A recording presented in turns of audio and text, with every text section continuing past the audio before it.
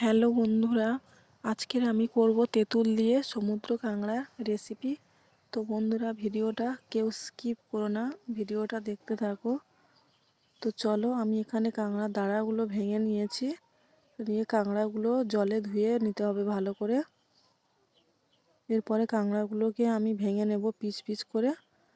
আর এদিকে দেখো, আমি তেঁতুল ভিজিয়ে রেখেছি। তো আমার কাঁকড়া ভাঙা রেডি হয়ে গেছে। দেখতেই পাচ্ছ কত বড় বড় কাঁকড়াগুলো।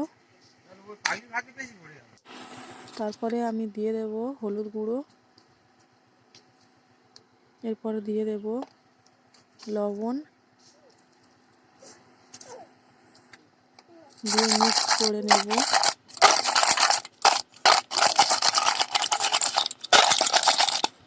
এরপরে আমি কড়াইতে তেল দিয়ে ভেজে নেব। ভালো করে ভেজে নিতে হবে, না হলে আস্তে গন্ধ বেরোবে। তার জন্য আমি কাঁকড়াগুলোকে ভেজে নিচ্ছি।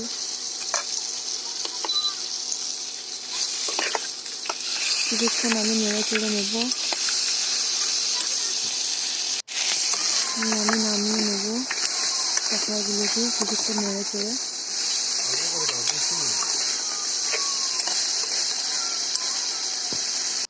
এরপরে কড়াইতে দিয়ে দেব তেজপাতা,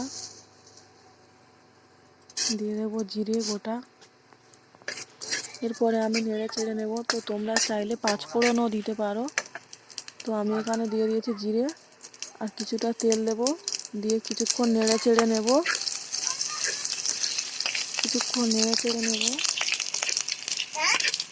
দেখো, সব কিছু লাল লাল হয়ে গেছে। এরপরে আমি দিয়ে দেব ভাজা কাঁকড়াগুলো।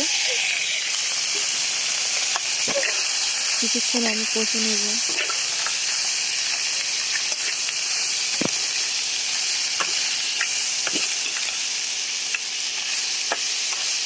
কিছুক্ষণ কষে নেওয়ার পরে দিয়ে দেবো হলুদ গুঁড়ো, দিয়ে দেব লবণ। যেহেতু আমার তেঁতুলে লবণ আছে, তার জন্য আমি অল্প করেই লবণ দিয়েছি। দিয়ে আবার কিছুক্ষণ নেড়ে ছেড়ে নেব।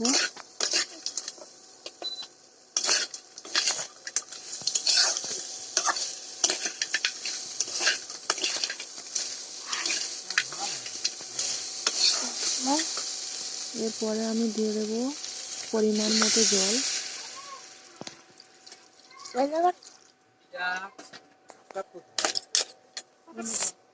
আর এদিকে দেখো, আমার ভাজা তেঁতুলটা ছিল, আমি এটা ভালো করে চটকে নিয়েছি।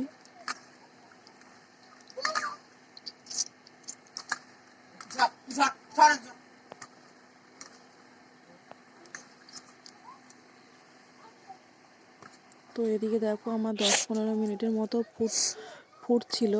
তো তার জন্য আমি তেঁতুলটা দিয়ে দিয়েছি।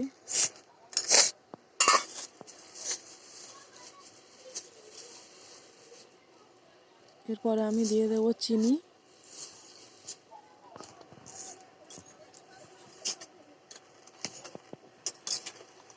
আবার কিছুক্ষণ নেড়ে চেড়ে আবার কিছুক্ষণ পরে দেখো, আমি আবার নেড়ে চেড়ে নেবো। এদিকে আমার টক রেডি হয়ে গেছে। তো চলো বন্ধুরা, ভিডিওটা কেমন হয়েছে অবশ্যই কমেন্টে জানিও। দেখা হচ্ছে অন্য ভিডিওতে। টাটা।